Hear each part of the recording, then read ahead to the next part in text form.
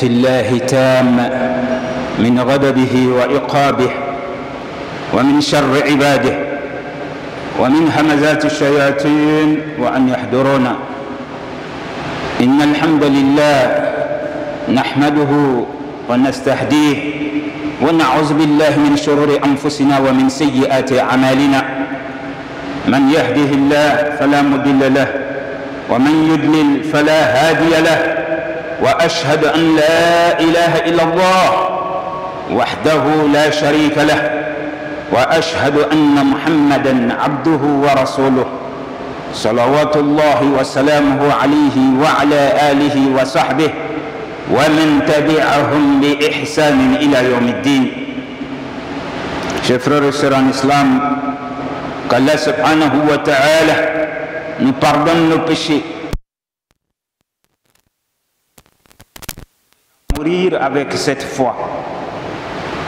Notre sermon va porter sur les questions que Allah subhanahu wa ta'ala pose à l'être humain le jour de la résurrection. Et donc nous devons nous préparer à mourir. Et tout un chacun sait que ça c'est une réalité. Et nous serons ressuscités afin de rendre compte de cette existence, chers frères et sœurs. C'est pourquoi Allah subhanahu wa ta'ala, il va nous dire dans son livre Ba'd a'udhu billahi minash shaitanir rajim, Bismillahir rahmanir rahim, Afahasibtum annama khalaqnakum abatha wa annakum ilayna la turja'un.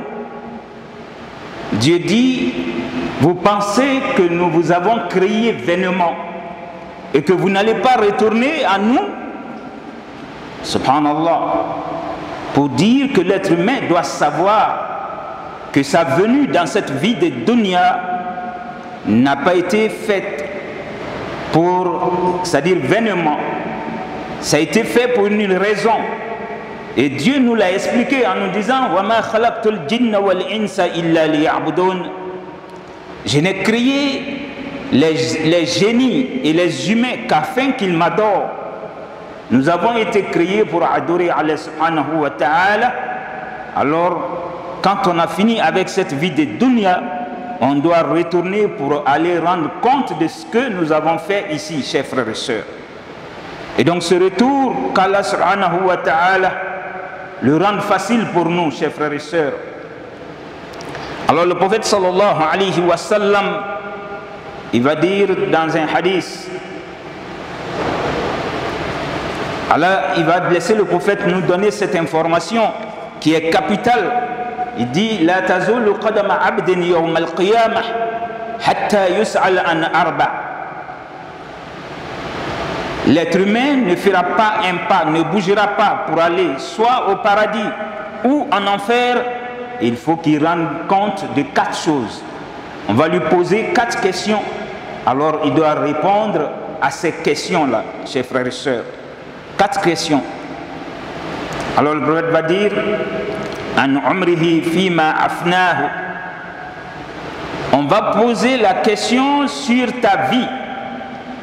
Tu as passé ta vie à faire quoi? Allah subhanahu wa ta'ala, il t'a donné 50 ans, il t'a donné 60 ans, 70 ans, 80 et d'autres même plus que ça. Ou même il t'a donné 30 ans. Alors Dieu va te dire qu'est-ce que tu as fait dans ta vie. Subhanallah. Ça ne sera pas facile, mais il faut que tu répondes pour avoir l'agrément d'Allah subhanahu wa ta'ala, chers frères et sœurs. Donc le temps est tellement précieux. Il faut le passer à faire ce qui est profitable dans cette vie de dunya et à l'au-delà. C'est pour vous dire que le temps que nous faisons sur terre, il faut profiter de toutes les secondes, de toutes les minutes et de tous les jours que Allah subhanahu wa ta'ala te laissera voir dans ton existence, chers frères et sœurs. Le prophète va nous dire sallallahu alayhi wa sallam ni'matan maghbunun fihima kathirun minan nas as-siha wal faragh. Dieu nous a donné 2 grâces dont beaucoup de gens ignorent Ils vont même minimiser la santé et l'aisance, le temps libre. Dieu va te poser des questions sur le fait qu'il t'a donné la santé. Qu'est-ce que tu as fait de ta santé? Vous trouverez des gens, ils ont passé tout leur temps en train d'organiser des défilés de mode. Et quelle sorte de mode? Des modes qui vont déshabiller, que ce soit les femmes ou les hommes. D'autres ont passé leur temps à organiser des carnavals. D'autres ont passé leur temps à organiser des galas. Subhanallah. Et donc toi, tu es venu sur terre, tu n'as pas eu le temps d'adorer Dieu. Tu as passé tout ton temps à aider Satan. Il y a des gens qui vont s'adonner à des travaux qui pourront les condamner vis-à-vis d'Allah subhanahu wa ta'ala. Par contre, d'autres passeront leur temps à aider Allah subhanahu wa ta'ala en propageant cette religion, comme les prophètes. Il n'y a plus de prophètes et il n'y aura plus de prophètes après le prophète Mohammed sallallahu alayhi wa sallam, mais vous trouverez des gens qui vont les imiter. Ils passeront leur temps en train de faire connaître cette religion aux créatures d'Allah subhanahu wa ta'ala. Donc, chers frères et sœurs, sachant que le temps, il est précieux. C'est pourquoi le prophète va nous dire, sallallahu alayhi wa sallam, l'aisance que Dieu va vous donner, qui est que vous n'êtes pas malade, vous n'êtes pas préoccupé par une situation qui vous empêche de dormir. Combien de gens qui ont tout, mais qui ne peuvent pas dormir dans la nuit, parce qu'ils sont entourés de problèmes qui les empêchent de dormir. Soit c'est leur femme, ou c'est leurs enfants, ou même c'est leur boulot, ou leur richesse qui les préoccupe. Mais toi, Dieu t'a tout donné. Il a fait que tu peux manger à ta faim. Tu es en bonne santé. Tu n'es pas, c'est-à-dire sous le joug d'un crédit que tu as pris à la banque ou bien avec quelqu'un. Tu peux manger et faire manger d'autres personnes avec toi.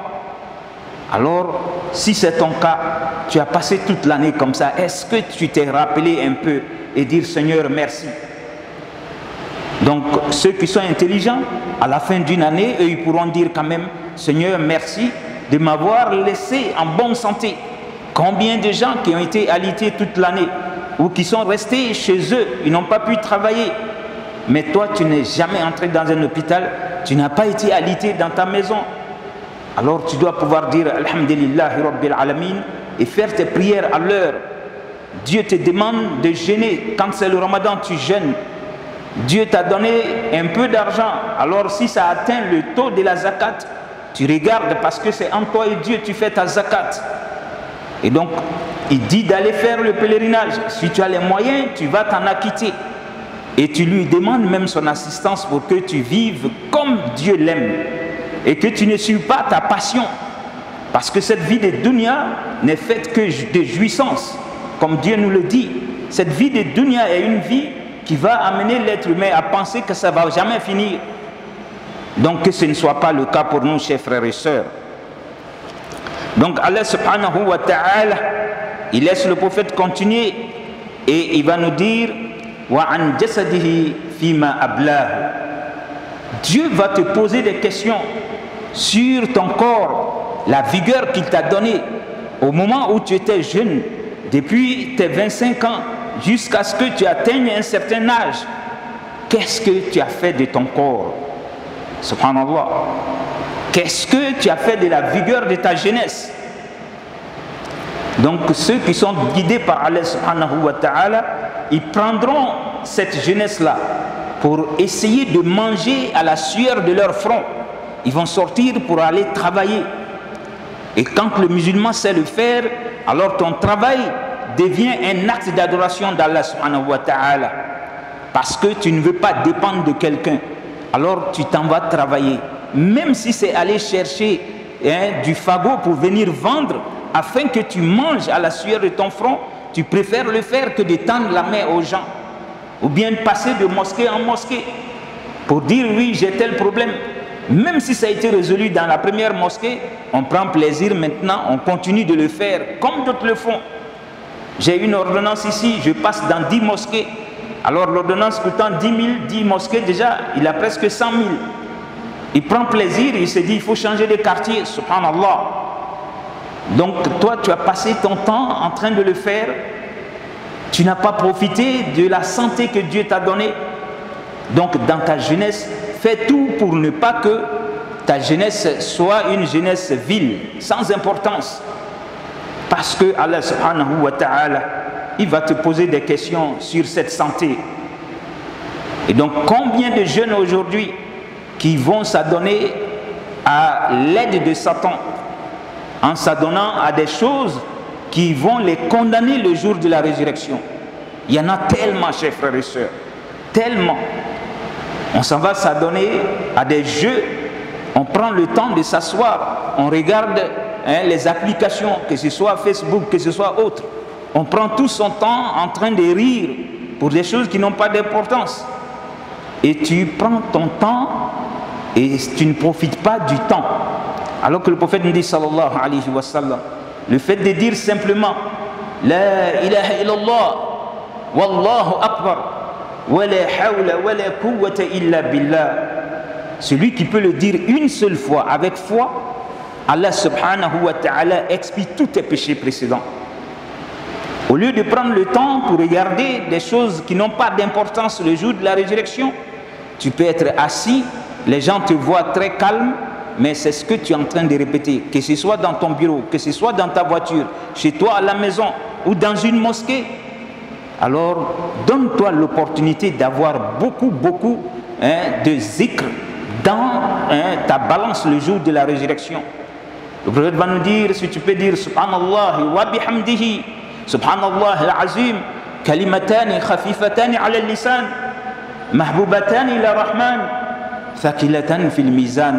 Voilà deux phrases qui sont faciles à répéter, qui plaisent à Allah subhanahu wa ta'ala.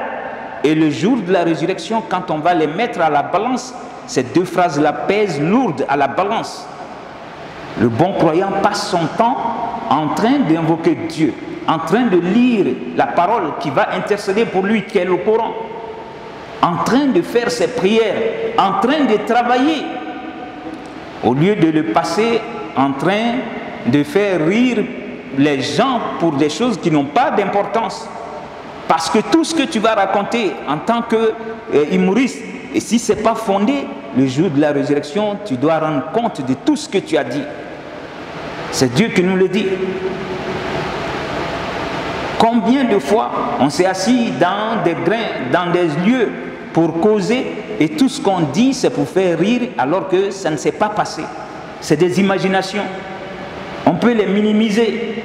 Mais est-ce que avant même de se lever de ce lieu-là, on s'est dit que je dois rendre compte de cette assise-là? C'est pourquoi le prophète va nous dire, sallallahu alayhi wa sallam, lorsque vous êtes assis quelque part, avant de vous déplacer, n'oubliez pas de dire Subhanakallahumma wa bihamdik, nashhad an la ilaha illa anta, nastaghfiruka wa natubu ilayk. Ça c'est pour que Dieu vous pardonne tout ce que vous avez dit dans votre assise et que vous avez souvent minimisé. Vous avez ri de certaines choses. Vous avez même dit certaines choses qui ne sont pas fondées. Alors, si vous avez pu faire cette invocation avant de vous lever, Allah pardonne tout ce que vous avez dit, il pardonne vos péchés. Et surtout, les péchés qui ont été commis lors de cette assise. Mais combien de fois nous nous sommes réunis pour des réunions qui sont importantes? On achève ces réunions sans réciter cette invocation. Que ce soit des réunions de travail, des réunions de famille, des réunions d'amis simples. Et on a ri de tout et on s'est levé comme ça. Donc pour vous dire que le temps est important et il faut faire beaucoup attention, car le jour de la résurrection, voilà des choses qui vont condamner plein de gens, alors que nous on trouve que c'est banal. Donc Allah subhanahu wa ta'ala, il laisse le prophète sallallahu alayhi wa sallam continuer. Il va dire wa an ilmihi maza amila fihi. La troisième question, Dieu te posera des questions sur la connaissance qu'il t'a confiée. Qu'est-ce que tu as pu faire de la connaissance que Allah subhanahu wa ta'ala t'a donnée? Le prophète va nous dire Wailun liman la ya'lam wa wailun liman alima thumma lam ya'mal. Subhanallah. Il dit malheur à celui qui n'a pas étudié. Dieu voudrait que l'être humain ne vive pas comme ça. Il faut que tu apprennes